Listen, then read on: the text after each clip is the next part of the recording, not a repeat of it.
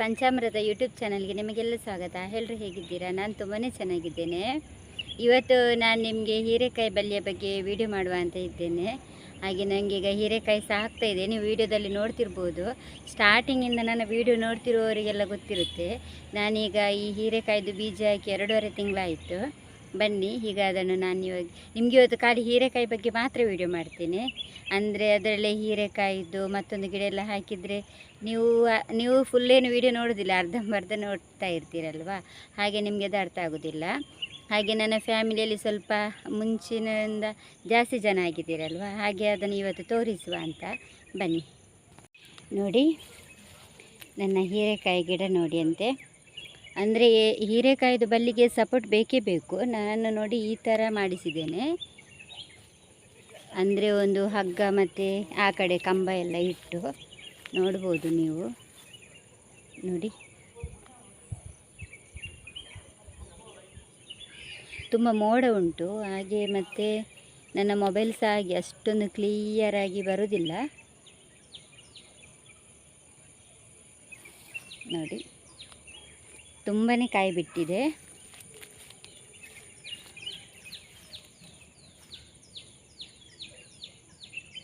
ನಾವಿದನ್ನು ಬಳ್ಳಿ ಯಾಕೆ ಮೇಲುಗಡೆಗೆ ಕಟ್ಟಬೇಕಂದ್ರೆ, ನಾವೀಗ ಹೀರೆಕಾಯಿ ಎಲ್ಲ ಕೆಳಗಡೆ ಸಹ ಎಲ್ಲ ಆಗ್ತಾ ಇರ್ತದೆ ಅಲ್ವಾ, ಹಾಗೆ ನಾವು ಆ ಬಳ್ಳಿಯನ್ನು ತುಳಿದರೆ ನೋಡಿ ಇಷ್ಟು ಕೆಳಗಡೆ ಸಹ ಹೀರೆಕಾಯಿ ಆಗ್ತದೆ.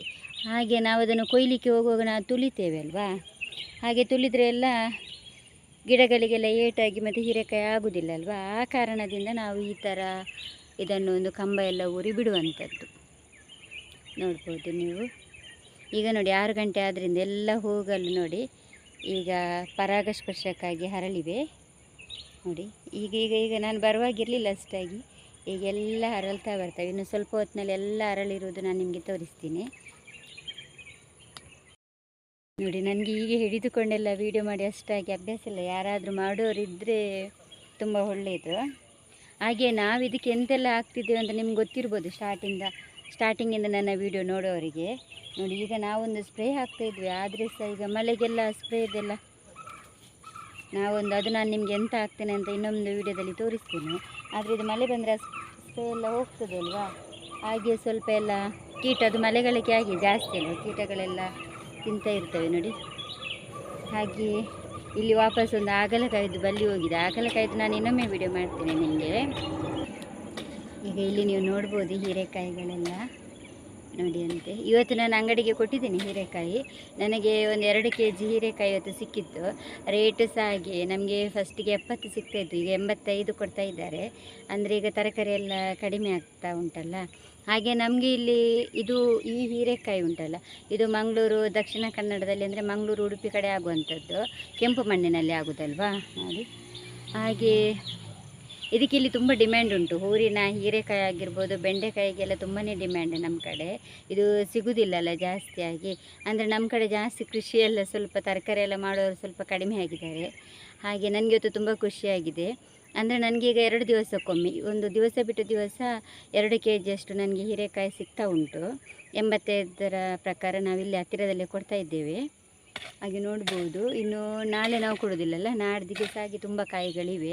ಒಂದು 2 kg ಆಗಿ ಸಿಗ್ತಾ ಉಂಟು. ಅದೊಂದು ತುಂಬ ಖುಷಿ. ಮತ್ತು ನಾವು ಎಂತ ಹಾಕ್ತಾ ಇದ್ದೇವೆ ಅಂತ ನಿಮಗೆ ಹೇಳಿದೆ ಅಲ್ವಾ ನಾವು ಮತ್ತು ಏನು ಹಾಕೋದಿಲ್ಲ. ನಾವು ಸುಡುಮಣ್ಣು ಮತ್ತು ಹಟ್ಟಿ ಗೊಬ್ಬರ ಮತ್ತು ನೀರು, ಅದು ಬಿಟ್ಟರೆ ನಾವು ಯಾವುದೂ ಹಾಕ್ತಾ ಇಲ್ಲ. ಹಾಗೆ ಗೌರ್ಮೆಂಟ್ ಗೊಬ್ಬರ ಎಲ್ಲ ಹಾಕುವವರು ಸಹ ಹಾಕ್ಬೋದು, ಅದೇನು ನಾನು ಹಾಕಬಾರ್ದಂತ ನಾನು ಹೇಳೋದಿಲ್ಲ, ನಾನು ಹಾಕ್ತಾ ಇಲ್ಲ. ಮತ್ತು ಹೀರೆಕಾಯಲ್ಲಿ ತುಂಬಾ ಲಾಭ ಉಂಟು. ನಮ್ಮದು ಇಲ್ಲಿ ಗಿಡ ಎಷ್ಟುಂಟಂದರೆ ತೋರಿಸ್ತೇನೆ ನಿಮಗೆ. ಅದು ಎಲ್ಲ ಹಬ್ಬಿಕೊಂಡಿದೆ ಅಲ್ವ, ಹಾಗೆ ನಿಮಗೆ ಗೊತ್ತಾಗಲಿಕ್ಕಿಲ್ಲ. ಇಲ್ಲಿ ಒಂದು 5 ಗಿಡ ಉಂಟು ನಮ್ಮದು. ಒಂದು ನಿಮಿಷ.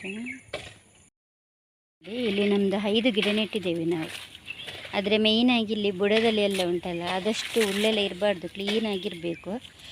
ಇಲ್ಲದಿದ್ದರೆ ಗಿಡದಿಂದೆಲ್ಲ ಕೀಟ ಎಲ್ಲ ನಮ್ಮ ತರಕಾರಿಗೆ ಎಲ್ಲ ಅದು ತುಂಬ ಉಪದ್ರ. ಅದು ಹೇಳೋದೇ ಬೇಡ, ನಿಮ್ಗೆ ಗೊತ್ತಿರ್ತದಲ್ಲ, ತುಂಬ ಉಪದ್ರ ನೋಡಿ.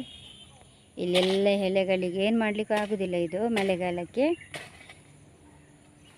ತುಂಬ ಉಪದ್ರ ಉಂಟು ಇದರದ್ದು. ಸ್ವಲ್ಪ ಎಲ್ಲ ಎಲೆಗಳೆಲ್ಲ ಹಳದಿ ಆಗಿದೆ, ಅದೇನು ತೊಂದರೆ ಇಲ್ಲ, ಅದು ಮಳೆಗಾಲದಲ್ಲಿ ಆಗ್ತದೆ. ನೀವು ನೋಡ್ಬೋದು ಅಲ್ಲಿ ತನಕ ಹೋಗಿದೆ.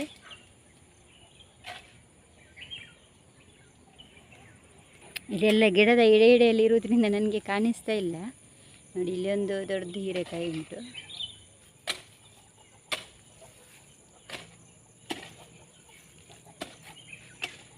ನೋಡಿ ಅಂತೆ ಮೇಲೆ ಸಹ ಹೋಗಿದೆ, ಇಲ್ಲಿ ಸಹ ಉಂಟು ಒಂದು ಹೀರೆಕಾಯಿ.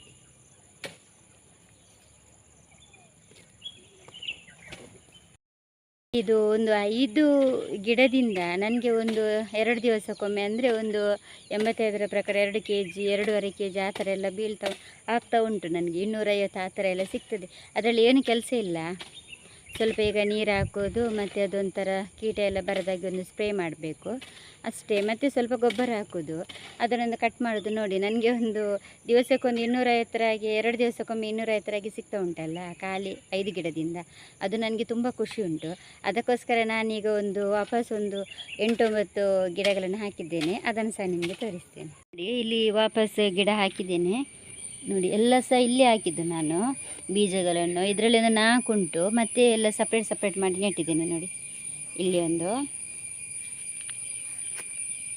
ಹಾಗೆ ಇಲ್ಲಿದೆಲ್ಲ ಹೀರೆಕಾಯಿ ಬಳ್ಳಿಗಳು.